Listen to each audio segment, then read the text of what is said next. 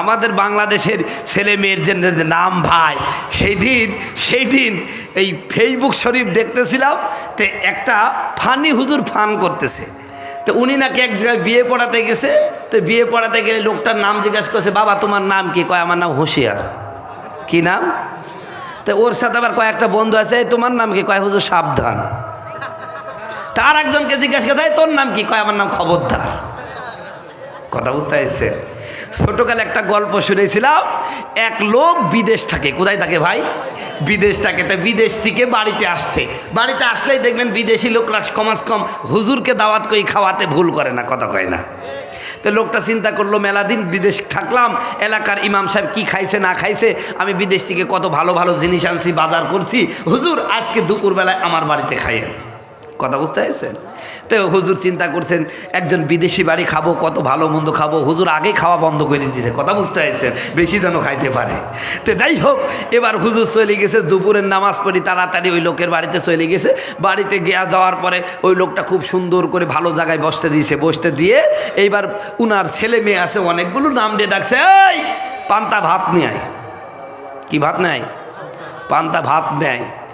এই বাসি গোস্ত নিয়ে আয়। কথা বুঝছেন? তারপর এই পচা মাছ নিয়ে আয়। কথা বুঝতে আইছেন? এবার হুজুর মনে মনে কুল হু আল্লাহ পড়ছে, কাটলাম কি রে? কয় পান্তা ভাত নেয়, বাসি গোস্ত নেয়, পচা মাছ নেয়, এটা খাওয়ার জন্য কেমন ডাকলো। দিয়ে কিছুক্ষণ পরে দেখছে ভাব নেয়, এরপর আবার বলছে এই ঘোলা ডাল নিয়ে আয়। কথা বুঝতে আইছেন? তো এইরকম বলে তার সন্তানদের ডাকছে। হুজুর তার বুঝতে পারেনি যে এগুলো লোক ওদের সন্তানের নাম। প্রিয় ভাইরা আমার, হুজুর মনে মনে চিন্তা করেছে খাওয়া ভালো হয়েছে, তাড়াতাড়ি পালানোর চিন্তা করি। এরপরে লোকটাকে বলছে, ভাই কিছু মনে করবেন না, আমার একটু বাথরুমে যাইতে হবে। বাথরুমের নাম করে দিয়েছে দৌড়। সামনে এক লোকের সাথে দেখা, এই হুজুর আপনাকে না দাওয়াত দিয়েছে আমার বাড়িতে, আপনি দৌড়চ্ছেন কে? কয় ভাই যাওয়া যাবে না। ও কয় বাসি ভাত, এই পান্তা ভাত নেয়, বাসি গোস্ত নেয়, পচা মাছ নেয়, আমি কইটা খাবো। তখন বলছে, হুজুর আপনি ভুল বুঝেছেন, আসলে আপনাকে ওই পান্তা ভাতও দিবে না, বাসি গোস্তও দিবে না, পচা মাছও দিবে না, এগুলো তাদের সন্তানের নাম। কথা বুঝতে পেরেছেন ভাই? তা আমাদের অবস্থা বর্তমান এমনই হয়ে গেছে। বলতেছিলাম যে সন্তানের হক কয়টা, কার হক? কার হক? সন্তানের হক। কেমনে? এবার আপনাদের কাছে আসি। হযরত ওমর রাদিয়াল্লাহু তাআলা বসা বিচারকের মজলিসে, এমন তো অবস্থায় একজন বাবা এসে বলছে, হুজুর আমার সন্তান আমার কথা শোনে না, আমার কথার সাথে আমার সাথে তর্ক করে, আমার সাথে বেয়াদবি করে, আমার সাথে রূঢ় আচরণ করে, হুজুর আমার ছেলের বিচার করে দেন। হযরত ওমর রাদিয়াল্লাহু তাআলা তো কড়া মানুষ ছিলেন, কথা বলুন ঠিক কিনা? সন্তান বাবার সাথে বেয়াদবি করবে এই কথা শুনে ডাক দিয়ে বলেন, ডাক দাও তোমার ছেলেকে। ধরে নিয়ে আসা হলো। ডাক দেয়া বলছেন, বাবা তুমি তো অল্প বয়স্ক মানুষ, শুনলাম বাবার অধিকার আদায় করো না, বাবার অধিকারগুলো আদায় করে দাও, বাবার সাথে ভালো আচরণ করো, বাবা যা চায় সেটা তুমি মানো। সন্তান বলছে, হুজুর বেয়াদবি মাফ করবেন, শুধুমাত্র আমি সন্তান, আমার উপরে আমার বাবার হক আছে, আর আমার প্রতি কি আমার বাবার কোনো হক নাই? আপনি আমার বাবাকে জিজ্ঞাসা করেন তো, তিনি আমার হকগুলো ঠিক মতন আদায় করছে নাকি? সম্মানিত ভাইয়ের আমার, হযরত ওমর তখন বললেন, নিশ্চয় তোমার বাবারও তোমার প্রতি হক আছে। জোরে বলেন সুবহানাল্লাহ। বালকটি ডাক দেয়া বললেন, আমিরুল মুমিনিন, একজন পিতার প্রতি সন্তানের হক কি, সন্তানের প্রতি পিতার হকগুলো কি, আমাকে একটু খুলে খুলে বলবেন নাকি? হযরত ওমর বললেন, সর্বপ্রথম একজন পিতামাতা, একজন সন্তানের উপরে পিতামাতার সর্বপ্রথম হক হলো ওই পিতাটা ভালো হতে হবে, মাটা ভালো হতে হবে। জোরে বলেন সুবহানাল্লাহ। সম্মানিত ভাইয়েরা আমার, আজকে সন্তানগুলো বেয়াদবি করে, সন্তান পিতামাতার কথা শুনে না, মায়ের কথা শুনে না, বাবার কথা শুনে না। এগুলোর মূল কারণ হলো, আগে বাবা নির্বাচন করতে হবে ভালো, তারপরে মা ভালো নির্বাচন করতে হবে। বাবা মা ভালো হলে সন্তান ভালো হবে, সন্তান ভালো হলে সব কিছুই ভালো হবে। কথা বলুন ঠিক কিনা?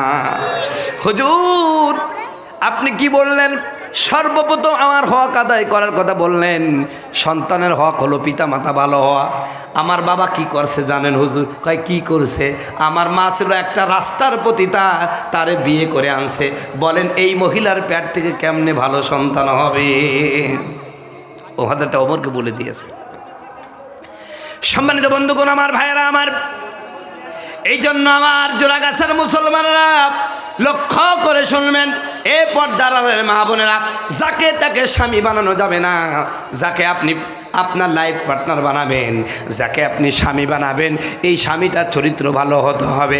যেই স্বামীটা ওখানে চলে যায়, তার সাথে কথা বলে, এদিক ওদিক চোখ দেয়, এমন লোককে যতই সুন্দর হোক, এমন লোক যতই টাকা পয়সাওয়ালা হোক, যদি বিয়ে করেন জীবন 12 ভাজা হয়ে যাবে। কথা বলুন ঠিক কিনা? এই জন্য মহিলাদের উচিত হলো স্বামীটা ভালো নির্বাচন করা, আর ছেলেদের উচিত হলো বউটা ভালো নির্বাচন করা। কথা বলুন ঠিক কিনা? সম্মানিত বন্ধুগণ, আমার ভাইরা আমার, খুব ভালো করে শুনবেন মুসলমান। হযরতে ওমর রাদিয়াল্লাহু তাআলা আনহু ডাক দেয়া বললেন, বাবারে, তোমার প্রতি তোমার বাবার 1 নম্বর হক হলো, তোমার বাবার উচিত একটা সুন্দর মা নির্বাচন করা, চরিত্রবান পদ্মানিসীন আল্লাহওয়ালা পরেজগার মহিলা একটা নির্বাচন করা। আর তোমার মার অধিকার হলো, তোমার মার হলো দায়িত্ব ছিল একটা ভালো বাবা নির্ধারণ করা। তোমার বাবা মার দায়িত্ব হলো তোমার প্রতি 1 নম্বর দায়িত্ব।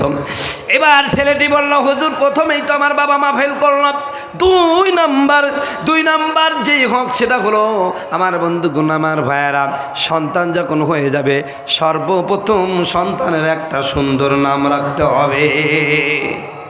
কি নাম? সুন্দর একটা নাম রাখবে। সন্তানের নাম হলো ডিপজল। কি না? ডিপজল যদি হয়, আপনার ছেলে নাম দিয়েছেন দুর্জয়। কি জয়? দুর্জয়, বিপ্লব, এইরকম নাম রাখছেন, ও তো আগেই মস্তান হবে। কথা করছে না? আমাদের বাংলাদেশের ছেলে মেয়ের যে নাম ভাই, সেই দিন এই ফেসবুক শরীফ দেখতেছিলাম, তো একটা ফানি হুজুর ফান করতেছে। তো উনি নাকি এক জায়গায় বিয়ে পড়াতে গেছে, তো বিয়ে পড়াতে গেলে লোকটার নাম জিজ্ঞাসা করছে, বাবা তোমার নাম কি? কয় আমার নাম হুঁশিয়ার। কি নাম? তো ওর সাথে আবার কয়েকটা বন্ধু আছে, তোমার নাম কি? কয় হুজুর সাবধান। তার একজনকে জিজ্ঞাসা করছে, তোর নাম কি? কয় আমার নাম খবরদার। কথা বুঝতে পারছে? ছোটকালে একটা গল্প শুনেছিলাম, এক লোক বিদেশ থাকে। কোথায় থাকে ভাই? বিদেশ থাকে। তো বিদেশ থেকে বাড়িতে আসলেই দেখবেন বিদেশি লোকরা কমাস কম হুজুরকে দাওয়াত করে খাওয়াতে ভুল করে না। কথা কয় না? তো লোকটা চিন্তা করলো, মেলা দিন বিদেশ থাকলাম, এলাকার ইমাম সাহেব কি খাইছে না খাইছে, আমি বিদেশ থেকে কত ভালো ভালো জিনিস আনছি, বাজার করছি, হুজুর আজকে দুপুরবেলায় আমার বাড়িতে খাইয়েন। কথা বুঝতে পেরেছেন? তো হুজুর চিন্তা করছেন, একজন বিদেশি বাড়ি খাবো, কত ভালো মন্দ খাবো, হুজুর আগে খাওয়া বন্ধ করে দিয়েছে। কথা বুঝতে পেরেছেন? বেশি যেন খাইতে পারে। তো যাই হোক, এবার হুজুর চলে গেছে, দুপুরের নামাজ পড়ি তাড়াতাড়ি ওই লোকের বাড়িতে চলে গেছে। বাড়িতে যাওয়ার পরে ওই লোকটা খুব সুন্দর করে ভালো জায়গায় বসতে দিয়ে এইবার উনার ছেলে মেয়ে আছে অনেকগুলো, নাম দিয়ে ডাকছে, এই পান্তা ভাত নিয়ে আয়। কি ভাত নেয়? পান্তা ভাত নেয়। এই বাসি গোস্ত নিয়ে আয়। কথা বুঝছেন? তারপর এই পচা মাছ নিয়ে আয়। কথা বুঝতে আইছেন? এবার হুজুর মনে মনে কুলহু আল্লাহ পড়ছে, কাটলাম কি রে? কয় পান্তা ভাত নেয়, বাসি গোস্ত নেয়, পচা মাছ নেয়, এটা খাওয়ার জন্য কেমন ডাকলো। দিয়ে কিছুক্ষণ পরে দেখছে ভাব নেয়, এরপর আবার বলছে, এই ঘোলা ডাল নিয়ে আয়। কথা বুঝতে আইছেন? তো এইরকম বলে তার সন্তানদের ডাকছে। হুজুর তার বুঝতে পারেনি যে এগুলো লোক ওদের সন্তানের নাম। প্রিয় ভাইরা আমার, হুজুর মনে মনে চিন্তা করেছে, খাওয়া ভালো হয়েছে, তাড়াতাড়ি পালানোর চিন্তা করি। এরপরে লোকটাকে বলছে, ভাই কিছু মনে করবেন না, আমার একটু বাথরুমে যাইতে হবে। বাথরুমের নাম করে দিয়েছে দৌড়। সামনে এক লোকের সাথে দেখা, এই হুজুর আপনাকে না দাওয়াত দিয়েছে আমার বাড়িতে, আপনি দৌড়চ্ছেন কে? কয় ভাই যাওয়া যাবে না। ও কয় বাসি ভাত, এই পান্তা ভাত নেয়, বাসি গোস্ত নেয়, পচা মাছ নেয়, আমি কইটা খাবো? তখন বলছে, হুজুর আপনি ভুল বুঝেছেন, আসলে আপনাকে ওই পান্তা ভাতও দিবে না, বাসি গোস্তও দিবে না, পচা মাছও দিবে না, এগুলো তাদের সন্তানের নাম। কথা বুঝতে পেরেছেন ভাই? তা আমাদের অবস্থা বর্তমান এমনই হয়ে গেছে, কিন্তু নামটা তো হওয়া ছিল আব্দুর রহমান, আব্দুর রউফ, এরকম সুন্দর নাম। আবদুল্লাহ রাখেন, মোহাম্মদ রাখেন, আর সন্তানদেরকে শিষ্টাচার শেখান। সম্মানিত বন্ধুগণ, আমার ভাইয়েরা আমার, ভালো করে বুঝবেন কথাগুলো। নামটা রাখতে হবে সুন্দর নাম, ইসলামিক নাম রাখেন। আমার রাসূল বলেছেন, কিয়ামতের ময়দানে তোমাদের নাম ধরে আল্লাহ পাক ডাকবেন। এই জন্য তোমরা উত্তম নাম রাখো, তোমাদের পিতারও নাম রাখো ভালো, সন্তানদের ভালো নাম রাখো, কারণ নাম ধরে ধরে আমার আল্লাহ কিয়ামতের ময়দানে ডাকবে। জোরে বলেন সুবহানাল্লাহ, জোরে বলেন আল্লাহু আকবার। সম্মানিত বন্ধুগণ, আমার ভাইয়েরা আমার, এইবার এই সন্তানটার নাম রাখলেন, 7 দিন বয়সে নাম রাখবেন। এরপরে সন্তানের জন্য একটা আকিকা করে দিবেন। মেয়ে সন্তান হলে একটা ছাগল দিবেন, পুরুষ সন্তান হলে 2টা ছাগল দিবেন। এরপরে মাথার চুলগুলো কামায়া ওই পরিমাণ টাকা আল্লাহর রাস্তায় দান করে দিবেন।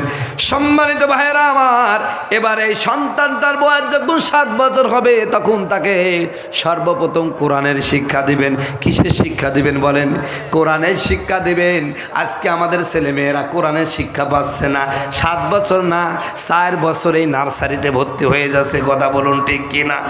এবার আপনার সন্তানকে আপনি মাত্র 4 বছর বয়সে যখন নার্সারিতে ভর্তি করে দিলেন, বলেন তো ওই সন্তান আপনাকে কেমনে ভালোবাসবে? কেমনে ভালোবাসবে? মাকে মা ডাকবে না। ওই সন্তান বড় হয়ে গেলে আপনাকেও চিনতে পারবে না। কথা বলুন ঠিক কিনা? ওরা নিজের মাকে মা ডাকে না, ওরা নিজের মাকে মা ডাকে না, শাশুড়ি ডাকে আম্মা জান। বাবা হবে তালিম মশাই, শ্বশুর হবে আব্বাজান। কথা বলেন, কথা বলেন। ওরা নিজের মাকে না মা বলে না, ওরা নিজের মাকে মা বলে না, শাশুড়ি ডাকে আম্মা জান। বাবা হবে তালই মশাই, শ্বশুর হবে আব্বাজান। এরমই তো হচ্ছে কথা, ঠিক কিনা? বিয়ে করার পরে মা বাপ সব ভুলি বেশি আছে, আর শ্বশুর শাশুড়ি আপন হয়ে গেছে। এমন এমন কিছু কুলাঙ্গার সন্তান আছে নিজের মা বাপের কাছে থাকেও না, যাই শ্বশুর এলাকায় বাড়ি করে। কথা করছে না, কথা করছে না, আছে কি নাই? আরে যেই সন্তান, যেই মা তোমাকে 10 মাস 10 দিন পেটে ধরলো, সেই মারে তুমি ভুইলা গেলা।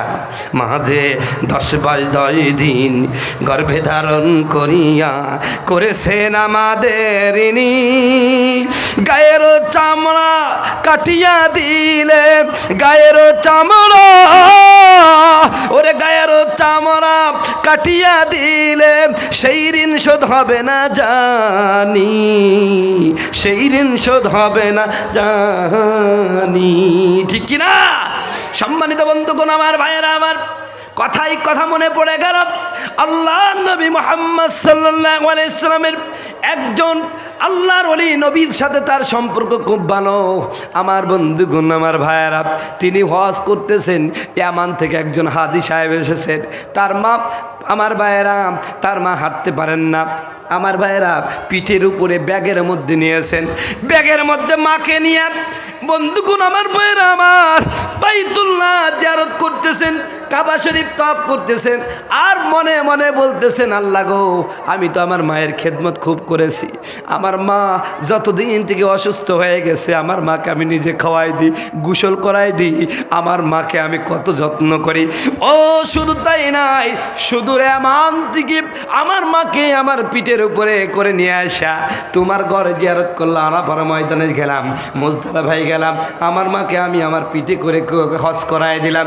আমি আমার মায়ের খেদমত এমন করেছি, আশা করা যায় আমার মায়ের ঋণ আমি পরিশোধ করে ফেলেছি।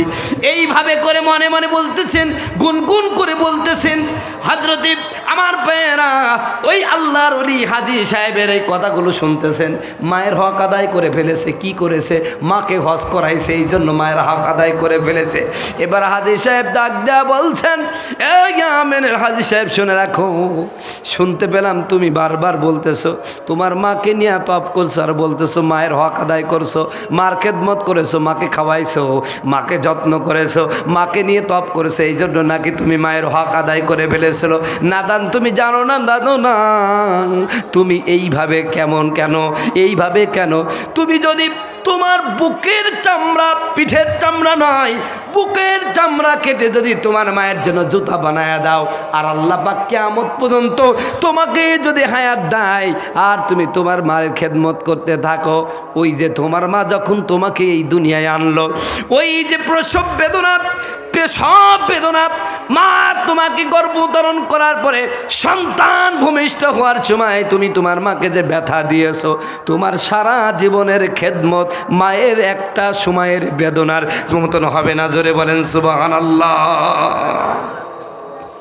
মায়ের খেদমত করেছো, মায়ের হক আদায় করেছো। কে বলেছে? তুমি জানো না তোমার মা তোমার জন্য কে কষ্ট করেছে? মা, একজন মা যখন সন্তান ভূমিষ্ঠ করে, ওই পরিমাণ যে ব্যথা হয়, সমস্ত ব্যথাগুলো যদি 18টা ছেলেকে দেওয়া হয়, সাথে সাথে মারা যাবে।